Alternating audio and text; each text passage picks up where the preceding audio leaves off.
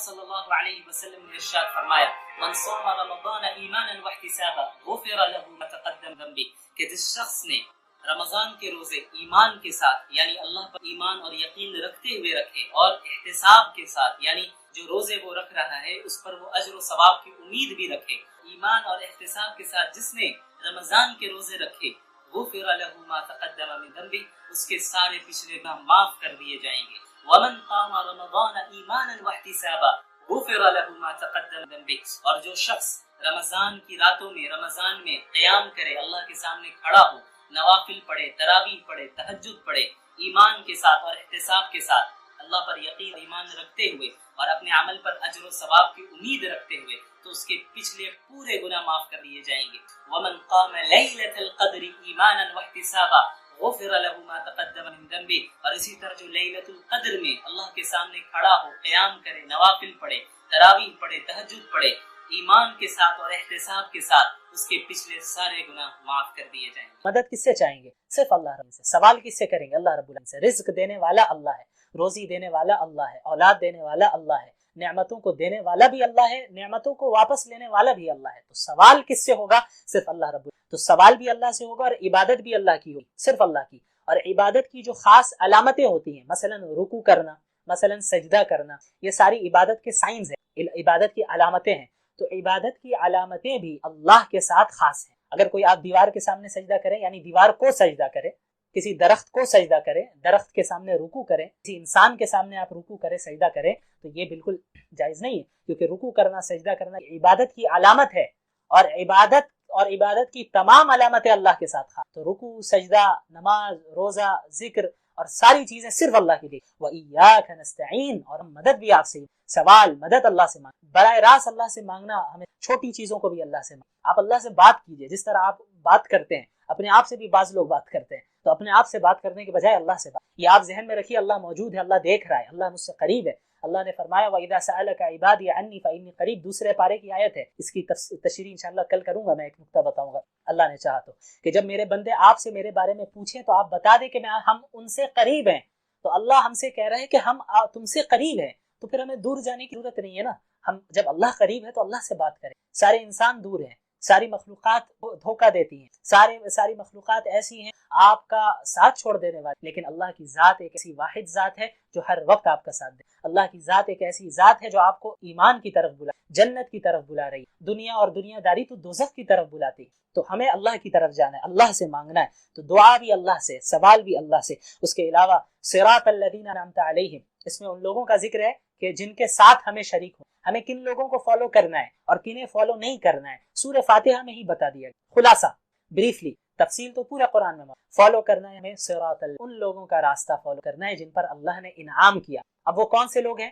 جسے دوسری جگہ اللہ نے فرمایا مع النبیین والصدیقین والشہداء والصالحین، کہ نبی ہیں، انبیاء کو فالو کریں، پروفٹس کو فالو کریں، جو معصوم ہوتے ہیں، گناہ ان سے ہو نہیں سکتے، وہ انبیاء علیہ الصلوۃ والصدیقین اور صدیقین کو فالو کریں، اور صحابہ کرام کو فالو کریں، والشہداء جو شہید ہو گئے اللہ کے راستے ایمان اور اعمال صالحہ کے ساتھ اللہ کے لیے لڑتے ہوئے، شہداء کو فالو کرنا ہے، والصالحین اور نیک لوگوں کو فالو کریں، اچھے لوگوں کو نہ ہے، سلف صالحین کو فالو کریں، ان حضرات وہ حضرات ہیں جو کتاب و سنت کے مطابق عمل کرتے ہیں، ہم انہی حضرات کے راستے کی ہدایت کی طرف ہدایت کی دعا اللہ سے ہر نماز میں مانگتے ہیں، صراط الذین انعمت علیہم۔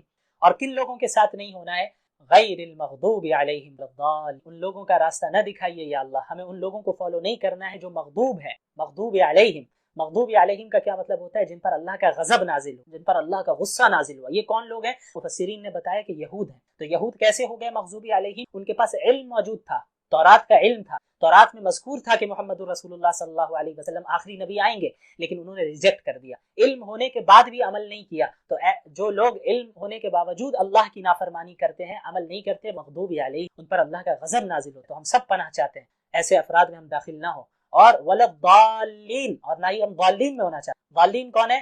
جو لوگ گمراہ ہیں، سیدھے راستے سے بھٹکے ہوئے، یہ وہ لوگ ہیں جن کے پاس علم ہی نہیں ہے، علم کے بغیر عمل کرتے ہیں۔ اور ظاہر ہے جب علم کے بغیر عمل کیا جائے گا تو پھر بدعات داخل ہو، خرافات داخل ہو، اور آپ ادھر ادھر بھٹکنے لگیں گے، سیدھے راستے سے ہٹ جائیں گے۔ تو یہ ضالین ہیں جن میں نصارہ کو مفسرین نے ذکر کیا ہے۔ تو نہ ہمیں ایسا بننا ہے کہ علم ہونے کے باوجود نہ کرے، اور نہ ایسا کرنا ہے اندھی تقلید بلائنڈلی فالو کرے کسی کو بھی، علم نہیں ہے بس جو کر رہا ہے ہم بھی کرنے لگ جائیں، یہ بھی نہیں، ہمیں کتاب و سنت اور سلف صالحین کو تھانے۔ بہرحال سورۃ الفاتحہ یہ بہت اہم سورت ہے، اس کا خلاصہ مختصر میں نے بتا دیا۔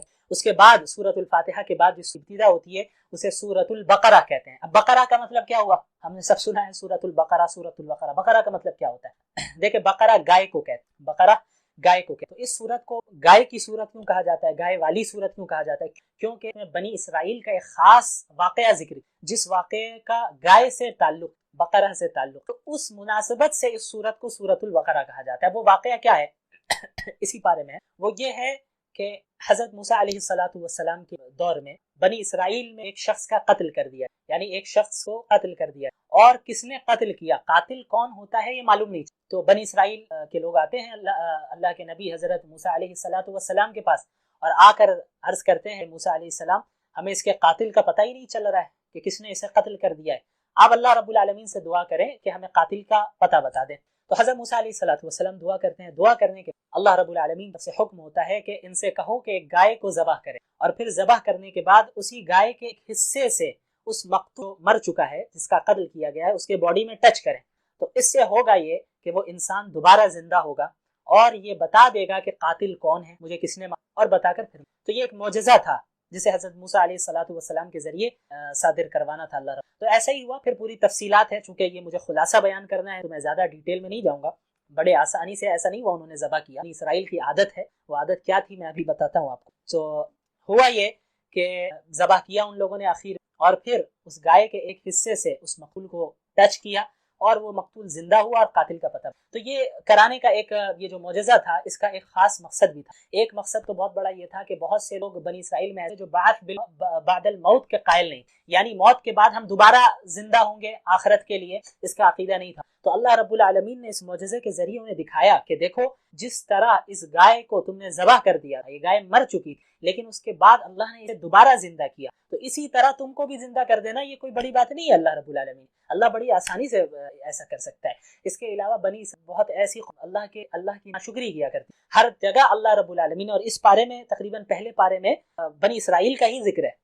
وہ ان کی سب سے بڑی خرابی یہ تھی کہ اللہ کی ناشکری کیا کرتے۔ دعویٰ تو تھا کہ ہم موسیٰ کے ماننے والے ہیں، ٹھیک ہمارے طرح، ہم اور آپ جیسے آج ہے ویسے ہی تھے، ہم دعویٰ کرتے ہیں کہ ہم محمد رسول اللہ کے فالوورز ہیں، لیکن جب عمل کرنے کا ٹائم آتا ہے تو رسول اللہ کی مخالفت، رسول اللہ کی سنتوں کو ہی ترک کر ہم جیسا کرتے ہیں ویسے ہی وہ کرتے تھے۔ وہ مانتے تھے، حضرت موسیٰ کو سامنے کہتے تھے ٹھیک آپ کے ساتھ ہم چل رہے ہیں، فرعون کے پاس سے بچ کر بھاگ رہے ہیں یہ لوگ حضرت موسیٰ علیہ السلام کے پاس کے ساتھ، آگے سمندر ہے، پیچھے اس کا لشکر موجود ہے فرعون کا، تو اب حضرت موسیٰ کو کہہ رہے بھائی کیا ہوا خامخواہ ہم کو لے کر آگئے، اچھا تھا ہم غلامی ہی کر رہے تھے وہی صحیح تھا، اب آگے سمندر ہے ہم کیسے جائیں گے۔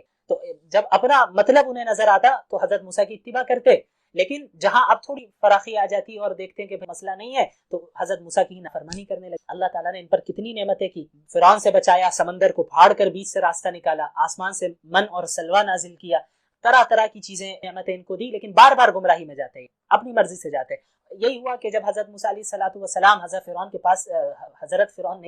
کے پاس سے جو ہے بچ کر نکل آئے، اللہ نے انہیں نجات دے دی، تو ہوا یہ کہ بنی اسرائیل ایک قوم کے پاس سے گزرنے کے بعد وہ قوم ایسی تھی بتوں کی عبادت کرتی تھی، تو انہیں دیکھ کر مزہ آیا کہ ارے موسیٰ علیہ السلام یہ قوم تو عبادت کر رہی ہے بتوں کی، تو آپ بھی ایک خدا بنا کے دیجئے نا، آپ بھی ایک بت ہمیں بنا کر دیجئے جس کی ہم عبادت کریں۔ موسیٰ بھی پریشان ہے، کیسی جاہل قوم ہے کہ جن کو ہم نے اللہ کے پاس سے بچایا، اللہ رب العالمین کے فضل سے اللہ رب العالمین نے انہیں بچایا، ظلم سے بچایا، فرعون کے ظلم سے بچایا، نجات دے دی توحید کی دعوت کی بنیاد پہ، توحید کے قائل ہونے کی بنیاد پہ، اور اس نے جو ہے بتوں کو دیکھ لیا اور پھر کہہ رہی ہے کہ یہ قوم کے آپ ہمیں بھی بنا کر دے دیں۔ تو حضرت یہ آیت ہے اجعل لنا الہا کما لہم آیہ۔ بہرحال تو ہوا یہ حضرت موسیٰ علیہ السلام کو اللہ رب العالمین نے تورات دینے کے لیے کوہ طور پر بلایا تھا، 40 راتوں کی اس کی تفصیل رہے گی جب میں، تو ان دن میں ہوا یہ کہ وہ قوم تھی بنی اسرائیل، حضرت موسیٰ چونکہ موجود نہیں تھے وہاں پہ، تو انہوں نے کیا کیا کہ ایک بچڑا بنا لیا،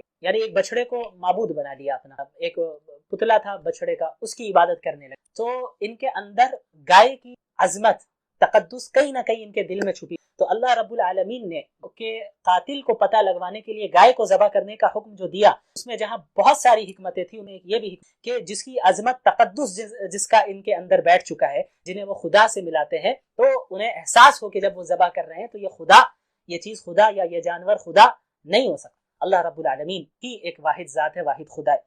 اور بھی کئی حکمتیں علماء نے بیان کی۔ تو اسی مناسبت سے اس سورت کو کیا کہا جاتا ہے؟ سورۃ البقرہ۔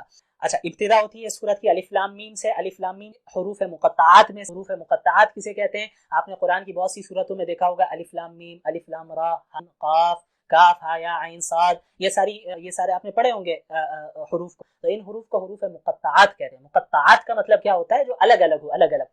تو الف لام میم یہ الگ الگ حرف ہیں، کاف ہا یا عین صاد الگ الگ حرف ہیں، اس وجہ سے ان حروف مقطعات کے۔ اچھا، اس کی میننگ کیا ہے؟ یہ اس کا جو صحیح علم ہے وہ صرف اللہ رب العالمین، صرف اللہ رب العالمین سے۔ لیکن اس کو اللہ نے ذکر کیا کیوں؟ اس کے پیچھے بہت سی حکمت علماء کرام نے، ایک بہت بڑی حکمت یہ بھی ہے، میننگ نہیں حکمت، میننگ تو اللہ کو معلوم ہے، حکمت ایک بہت بڑی یہ بھی ہے کہ چونکہ قرآن نے چیلنج دیا کفار کو کہ اگر آپ اللہ کے نبی کو سچا نہیں مان رہے اور آپ اس کلام کو کلام اللہ نہیں مان رہے تو آپ اس جیسی کتاب لا کر دکھائیے۔ جب آپ اس کتاب کا انکار کر رہے ہیں اور کہہ رہے ہیں کہ یہ محمد کا اپنا کلام ہے، علیہ باللہ، محمد رسول اللہ صلی اللہ علیہ وسلم کا اپنا کلام ہے، آپ کا یہ دعویٰ ہے، تو آپ اس جیسا کلام لا کر دکھائیے، ایک سورت اس جیسا لا کر دکھائیے۔ تو الف لام میم، کاف ہا یا عین صاد، ان حروف مقطعات کے ذریعے ایک حکمت اس کے پیچھے یہ بھی ہے کہ اللہ رب العالمین نے یہ بھی پیغام دیا کہ دیکھو یہ وہی حروف ہیں، الف سے لے کے یا تک وہی حروف ہے، الف لام میم کاف ہا یا عین صاد، یہ الفابیٹس میں سے ہی ہے، عربک الفابیٹس میں سے ہی ہے،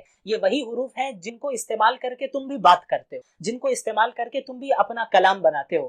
تو قرآن کریم بھی حروف میں کوئی الگ سے حروف استعمال نہیں کیے گئے، یہی الف سے لے کے یا تک کو استعمال، انہی حروف کا استعمال کرنے کے باوجود قرآن کریم فصاحت اور بلاغت میں اپنے کلام کے اعتبار سے، اپنے معنی کے اعتبار سے اتنے بلند مقام پر ہے کہ اس جیسا کلام کوئی پیش نہیں کر سکتا۔ تو تم بھی تو انہی حروف کو استعمال کرتے ہو نا، اگر تم کہتے ہو کہ یہ قرآن اللہ کا کلام نہیں ہے تو اس جیسی صورت استعمال کر کے بنا کر لاؤ انہی حروف کو استعمال۔ تو یہ بھی ایک بہت بڑی حکمت ہے حروف مقطعات کی۔ بہرحال سورۃ البقرہ کی ابتدا ہوتی، شروع میں انسانوں کی 3 قسمیں بیان کی۔ پہلی قسم انسانوں مومنین کی، 3 گروہ ہے، 3 گروپس ہیں، ان کا ذکر ہے۔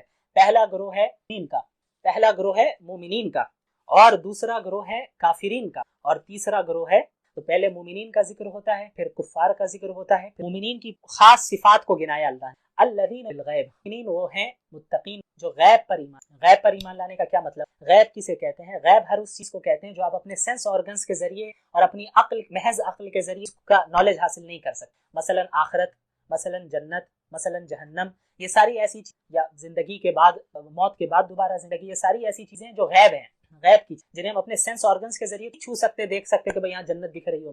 تو اللہ رب العالمین محمد رسول اللہ صلی اللہ علیہ وسلم انسانیت کو غیب کی کے متعلق جو بھی خبریں دی ان پر ایمان لانا بغیر دیکھے، ایمان لانا ایمان کی شرط ہے۔ مومنین وہ ہے کہ اللہ کے نبی نے کہا ہے بس ہم ایمان لیں، رسول اللہ کی صحیح قول، صحیح حدیث موجود ہے، آپ نے غیب کے متعلق یہ خبر دی ہے، تو اب میری عقل بظاہر مجھے لگ رہا ہو کہ میری عقل کو سمجھ میں نہیں آ رہا ہے، یہ بات سمجھ میں نہیں آ رہا ہے، یہ بات سمجھ میں آ نہیں رہی ہے عقل کو، میری عقل کو، تو ہمیں یہ نہیں کرنا ہے کہ بھائی اللہ کے اللہ علیہ وسلم نے کہا ہے تو پتہ نہیں بھی کہا ہے، تو یہ ایمانی کیسا؟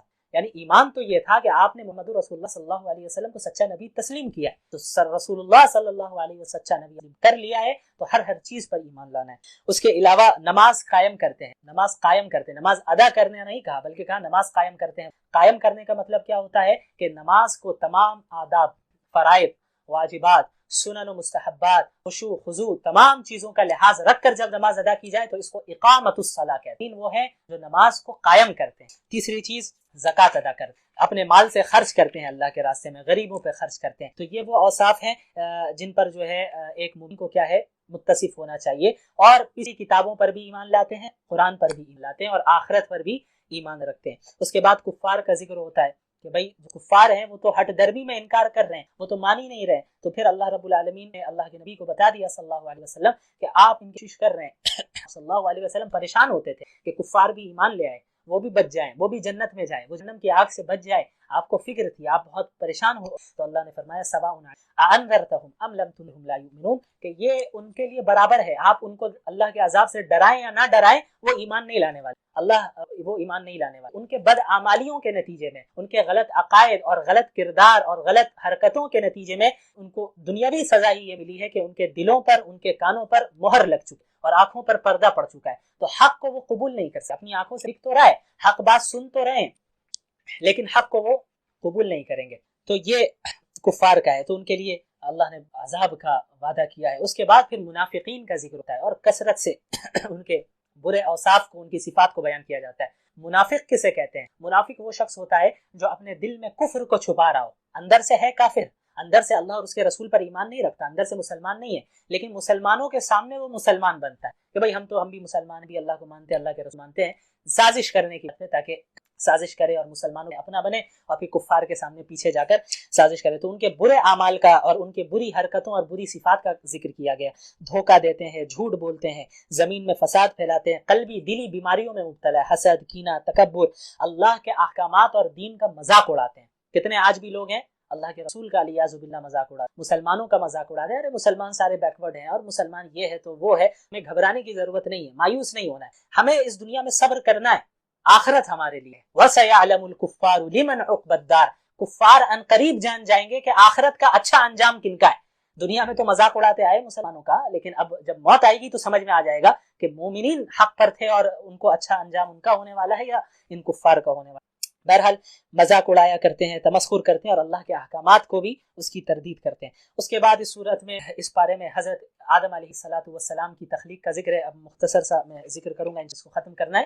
حضرت آدم کی تخلیق کا بھی ذکر ہے کہ حضرت آدم کو اللہ رب العالمین بنایا اس زمین خلافت کے، اپنا خلیفہ بنایا۔ وَإِذْ قَالَ رَبُّكَ لِلْمَلَائِكَةِ إِنِّي جَاعِلٌ فِي الْخَلِيفَةِ، خلیفہ کا کام کیا ہے کہ اس دنیا میں اللہ رب العالمین کے احکامات کو وہ نافذ کرے، اللہ رب العالمین کے احکامات کے مطابق لوگوں کو بتائے کہ اللہ کے احکامات کیا ہیں، ان پر عمل کرے اور اسے زمین میں نافذ کرے۔ تو حضرت آدم کو اللہ تعالیٰ نے پیدا کیا، اور مشہور واقعہ ہے، سب جانتے ہیں کہ حضرت آدم اور حوا علیہ السلام کو کس طرح جنت میں روکا گیا اور پھر شیطان نے کس طرح انہیں لغزش دی، پھر وہاں جنت سے نکالا گیا اور پھر دنیا میں بھیجا گیا۔ تو یہ جو ہے آپ حضرات اس واقعے سے اچھی طرح واقف ہی ہوں گے، بہت مشہور واقعہ ہے، اس لیے بہت زیادہ ڈیٹیل میں اس میں۔ تو اس کے بعد پھر اس بارے میں بنی اسرائیل کا کثرت سے جو برائیاں ہیں وہ بیان کی جا رہی ہیں کہ اللہ نے کتنی نعمتیں تمہیں۔ اچھا، بنی اسرائیل ہے کون؟ بنی اسرائیل حضرت یعقوب کی اولاد سے ہیں۔ دیکھیں، حضرت اسماعیل حضرت ابراہیم کے بیٹے تھے، حضرت اسماعیل بھی حضرت ابراہیم کے بیٹے تھے، حضرت اسحاق بھی حضرت ابراہیم کے بیٹے تھے۔ تو ایک نسل چلتی ہے حضرت اسماعیل سے، حضرت ابراہیم کی ایک نسل حضرت اسماعیل سے، اور حضرت ابراہیم کی دوسری نسل حضرت اسحاق سے چلتی، ٹھیک ہے۔ تو حضرت اسحاق کے بعد جو ان کے بیٹے ہیں حضرت یعقوب ہے، کی کنیت تھی اسرائیل، یعنی اللہ کا بندہ اسرائیل۔ تو حضرت اسحاق کی جانب سے جو نسل چلی ہے حضرت یعقوب، پھر اولاد یعقوب، تو اس نسل میں جتنے لوگ آئے انہیں بنی اسرائیل کا، تو اسی میں تمام انبیاء آتے رہے کثرت کے ساتھ۔ اچھا، حضرت ابراہیم کے بعد جو حضرت اسماعیل ہیں ان کی جو نسل چلی، تو حضرت اسماعیل کے بعد اور کوئی نبی نہیں، آخر میں ڈائریکٹ محمد الرسول اللہ صلی اللہ علیہ، تو محمد الرسول اللہ صلی اللہ علیہ وسلم حضرت اسماعیل کی نسل۔ تو یہ حضرت اسحاق کی جو نسل چلی، حضرت اسحاق، پھر یعقوب، اور پھر نیچے جو نسل چلی، انہیں بنی اسرائیل کے میں کثرت سے اللہ تعالیٰ نے انبیاء کو بھیجا۔ تو ان پر اتنی نہیں، اس کے باوجود اللہ کی نافرمانی کرتے، کئی انبیاء کو بنی اسرائیل نے قتل کیا، اور دعویٰ ہوتا تھا کہ بھائی ہم تو انبیاء کی اولاد میں سے، ہم تو بنی اسرائیل ہیں، یعقوب اور اسحاق کی اولاد میں سے ہم میں انبیاء پیدا ہوتے ہیں، تو ہم تو اللہ کے محبوب ہیں۔ تو اللہ تعالیٰ نے انہیں ٹھیک کیا کہ بھئی اللہ کا وہی ہوگا جو عمل درست کرے گا، محض کسی خاندان میں، نبی کے خاندان میں ہو جانا یہ کافی نہیں ہے نجات کے لیے۔ نجات تو اسی وقت ملے گی جب عقائد بھی درست ہوں گے، اعمال صالحہ بھی درست، انبیاء کی اتباع بھی کرو گے۔ تو بنی اسرائیل نے کثرت سے جو ہے خلاف ورزی اور نافرمانی کی، بار بار ان کو تلقین کی جا رہی کہ سیدھے راستے پہ آؤ۔ حضرت موسیٰ پریشان ہو جایا کرتے تھے، چند تو ہوتے تھے افراد ایسے جو بالکل اطاعت کرتے تھے، لیکن ایک بڑی تعداد ایسی جو وقتی طور پر اطاعت کرتی اور پھر نافرمانی کرنے لگ جاتی، جو ہم اور آپ جیسا کہ آج کر رہے ہیں۔ تو ان کو بھی بہت اللہ رب العالمین نے کے متعلق بہت سی باتیں سنائی۔ اس کے بعد ایک بہت ہی اہم بات، ان کا ایک بہت بڑا جرم بھی تھا، یہ تحریف کرتے تھے۔ تحریف سے کہتے ہیں کہ تبدیل کر دینا، اللہ کی کتاب میں، تورات میں انہوں نے تبدیلی کی۔ اللہ نے آیت نازل کی ہے کچھ اور یہ بیان کر رہے ہیں کچھ کہ بھئی یہاں تورات میں یہ لکھا ہے، حالانکہ ایسا نہیں لکھا۔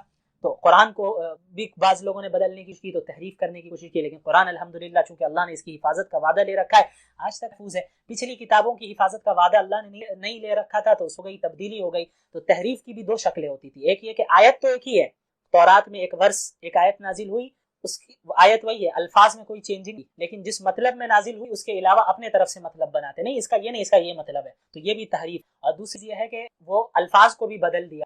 تو آج جو ہمارے پاس تورات ہے، بائبل موجود ہے، تو وہ اپنی اصل صورت میں نہیں ہے، اس میں تبدیلیاں آ چکی، تو یہ تحریف بھی بہت بڑا جرم تھا وہ کیا کرتے۔ اس کے بعد پھر وہی اس کا ذکر ہے بقرہ کا جو میں نے پہلے ہی بتا دیا۔ اس کے بعد ہاروت اور ماروت کا ذکر ہے۔ ہاروت اور ماروت دو اچھا، یہودیوں میں ایک بہت بڑا جرم سحر کا بھی تھا، سحر کیا کرتے، اور آج بھی بہت زیادہ ہے ان کہ سحر کرتے اور سحر کے ذریعے میاں بیوی کے درمیان تفریق پیدا کرتے، سحر کر کے لوگوں کو تکلیف پہنچاتے۔ تو سحر کرنا کفر ہے، اتنا بڑا جرم ہے، اس کے باوجود یہود کیا کرتے تھے۔ تو اللہ رب العالمین نے جو آیت نازل کی وما انزل علی الملکین ببابل ہاروت و ماروت، تو اللہ رب العالمین نے ہاروت اور ماروت نامی دو فرشتوں کو ان کے یہاں بھیجا، ان کے پاس اتارا اور سحر کا علم سکھا کر بھیجا۔ ان کا کام یہ تھا کہ ان کے پاس جاتے اور انہیں بتا دیتے کہ بھائی سحر کا یہ بھی عمل ہے، ایسا بھی سحر ہوتا ہے، ویسے بھی سحر ہوتا ہے، یہ تمام چیزیں کفر ہیں، ان سے بچے رہنا ورنہ تم اس دین سے پھر جاؤ گے۔ ان چیزوں میں کوئی اختیار نہ کرنا، سحر نہ کرنا اور نہ کروانا۔ لیکن اس کے باوجود ان لوگوں نے وہ کیا کرتے تھے، ہاروت ماروت کے پاس جاتے اور سیکھ لیتے تو بھئی آپ کو کیا معلوم ہے، بتائیے کون ہے، کس طرح سحر کیا جاتا ہے، کون کون سا عمل ہے۔ تو وہ بتانے سے پہلے بھی بول دیتے تھے کہ دیکھو یہ کفر ہے کرنا، میں تمہیں سمجھا دے رہا ہوں کہ یہ بھی طریقہ ہے، یہ بھی طریقہ ہے، کہ ان تمام طریقوں سے تم بچے رہو، اس لیے سمجھایا جا رہا ہے۔ لیکن وہ لوگ جاتے ان کے سامنے کہ ہاں ہاں آپ سمجھائیے، اور سمجھانے کے بعد سیکھ لیتے نئے نئے طریقے اور پھر سحر کرتے۔ لیکن اللہ نے فرمایا وما هم بضارین به من احد الا اللہ، یہ جان لو کہ وہ سحر کرنے والے کسی کو بھی اللہ کے حکم کے بغیر نقصان نہیں پہنچا سکتے۔ تو بہت سے لوگ پریشان ہوتے ہیں، سحر ہو رہا ہے، ایک تو وہم بھی بہت زیادہ ہے لوگوں میں، ہر چیز میں سحر ہی کسی کو ہو جاتا ہے، سحر ہے، جادو ہے، نظر لگ گئی ہے تو یہ ہو گیا ہے۔ سب سے پہلی چیز اللہ پر توکل، کہ اللہ کے حکم کے بغیر کوئی چیز آپ کو نقصان نہیں۔ اللہ رب العالمین اگر آپ کے ساتھ ہے تو تمام انسانیت مل کر بھی آپ کو اللہ آپ کے ساتھ نہیں ہے تو تمام انسان مل کر بھی آپ کو فائدہ نہیں پہنچا۔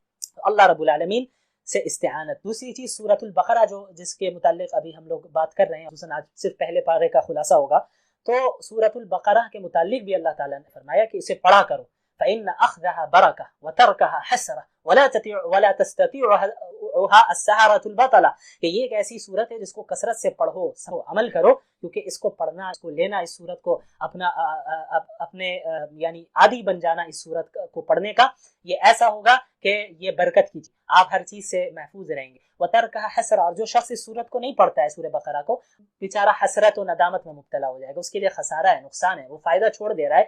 ولا تستطيعها السحرة البطلة یا البطلۃ السحرہ او کما قال علیہ السلام، اور یہ ایک ایسی صورت ہے جس کا مقابلہ سحر جادو کرنے والے نہیں۔ تو سحر کرنے والے، جادو کرنے والے، جتنے بھی شیاطین کی مدد لے کچھ کر لے، اس صورت کا مقابلہ کوئی ساحر نہیں۔ اس لیے احادیث میں آتا ہے کہ جس شخص نے رات میں اپنے گھر میں سورہ بقرہ کی تلاوت کی تو 3 دن تک اس گھر میں جنات داخل نہیں۔ تو اس طرح حفاظت کا بھی ذریعہ ہے، اسے اس کی پابندی۔ اس کے علاوہ 2-3 پوائنٹ اور بتا کے میں آج اینڈ کرتا ہوں۔ یہود شرارت کیا کرتے تھے، اللہ کے نبی صلی اللہ علیہ وسلم کے پاس آتے اور کہتے ہیں رائنا، رائنا جو ایک عبرانی لفظ ہے، اس کا جو ہے مطلب ہوتا ہے کہ ہماری رعایت کیجیے، رائنا۔ لیکن اسی طرح عربی میں ایک لفظ ہے کو رائنا، رائنا، تو ایک ہے رائنا، ایک ہے رائنا، دونوں میں فرق ہے۔ رائنا کا مطلب ہوا کہ ہماری رعایت کی، تو یعنی آپ ہمارے طرف متوجہ ہو جائیے، میرے سوال کا جواب دیجیے۔ تو لوگ آ کر مسلمانوں نے بھی یہودیوں کو دیکھا کہ کہہ رہے ہیں رائنا اللہ کے نبی کو، تو مسلمان بھی کہتے تھے اللہ کے رسول صلی اللہ علیہ وسلم کو، یا رسول اللہ راعنا، کہ اللہ کے رسول ہماری بھی رعایت کریں، میری بات بھی سنیں، میرا بھی جواب دے دیں۔ تو یہود کتنے بدماش تھے، یہ خصوصاً منافقین، یہ اللہ کے نبی اس طرح توہین کرتے تھے کہ وہ راعنا کے بجائے کھینچ کر بولتے تھے راعینا، راعینا۔ تو راعینا کا مطلب ہوتا ہے کہ ہمارے چرواہے، جو جانوروں کو چراتا ہے اس کو چرواہا کہتے ہیں، تو ہمارے چرواہے کو کہتے ہیں راعینا۔ تو وہ اللہ کے نبی کی توہین کے قصد سے رائنا کے بجائے رائنا کہتے تھے۔ تو صحابہ کی توجہ ادھر نہیں گئی، ان کو لگتا تھا کہ یہ بھی رائنا ہی بول، تو لیکن وہ اللہ کو تو معلوم تھا کہ بھئی یہ کس مقصد سے کہہ رہے ہیں، تو اللہ تعالیٰ نے یہ آیت نازل کی، یا ایھا الذین آمنوا لا تقولوا راعنا، اے ایمان والو تم رائنا مت کہا کرو، وقولوا انظرنا، بلکہ کہو انظرنا، کہ اللہ کے رسول ہماری طرف نظر کرم فرمائے، اللہ کے رسول صلی اللہ علیہ وسلم ہماری طرف دیکھ، انظر نہ کہو، رائنا مت کہو، اور بات سنو، کفار کے لیے دردناک عذاب ہے۔ تو اس آیت سے ہمیں کیا معلوم ہوا کہ ایسے بڑوں کے سامنے، علماء کے سامنے، خصوصاً انبیاء، سلف صالحین اور ہمارے جو بڑے ہیں، ادب کا تقاضا یہ ہے کہ ایسے الفاظ بھی استعمال کیے جائیں جن میں ایک سے اچھے معنی کا بھی احتمال ہو اور برے معنی کی بھی پاسبلٹی۔ تو رائنا میں اچھے معنی کی بھی پاسبلٹی اور برے معنی کی بھی پاسبلٹی۔ تو وہ لوگ رائنا کو کھینچ کر برے معنی کے لیے بولتے تھے، یہود مومنین اچھے نیت سے بولتے، لیکن اللہ نے حکم دیا کہ بولو ہی نہیں، رائنا مت بولو، انظرنا کہو۔ انظرنا میں کوئی غلط معنی کی پاسبلٹی نہیں ہے، اس میں احتمال ہی نہیں۔ اس کے علاوہ آئیے وَلِلَّهِ الْمَشْرِقُ وَالْمَغْرِبُ فَأَيْنَمَا تُوَلُّوا فَثَمَّ وَجْهُ اللَّهِ، اس میں انشاءاللہ کل جب دوسرے پارے کا خلاصہ پیش کریں گے تو اس میں کچھ تحویل قبلہ کی بات ہوگی۔ بہرحال اس پارے میں امپورٹنٹ آیت یہ بھی ہے، افتؤمنون ببعض الکتاب وتکفرون ببعض، کہ کتاب کے بعض حصوں پر ایمان لاتے ہو اور بعض حصوں پر ایمان نہیں لاتے۔ فما جزاء الکافرین فما جزاء من یفعل ذلک منکم الا خزی فی الدنیا، تو ایسا جو بھی کرے گا اس کی سزا صرف یہی ہے کہ اس دنیا میں بھی اسے ذلیل و رسوا کیا جائے گا اور آخرت میں دردناک عذاب دیا۔ تو ہمیں سبق لے لینا چاہیے، یہود کے طرح ہمیں نہیں کرنا۔ یہود بھی ایسے ہی کرتے تھے، تورات کے آدھے حصوں پر ایمان لائے اور بعض وہ حصے جو ان کی خواہشات کے خلاف ہے ان کا انکار کرتے تھے۔ تو آج بھی مسلمان قرآن پر جب ایمان لائے تو مکمل قرآن پر ہے، مکمل قرآن پر عمل کرے۔ ایسا نہ ہو کہ بعض ان آیتوں پر تو عمل کر رہا ہے جس پہ اس کی مرضی ہے اور ان آیتوں کی خلاف ورزی کر رہا ہے جو سمجھتا ہے کہ اس کی خواہشات سے وہ آیتیں ٹکراتی ہیں، اس کے ڈیزائر سے وہ آیتیں ٹکراتی ہیں۔ تو پھر آپ کیسے، اور آدھا ایمان اور آدھا کفر، یہ اللہ کے نزدیک قابل قبول نہیں ہے۔ ایمان کامل ایمان، مکمل ایمان میں داخل ہونا ضروری ہے۔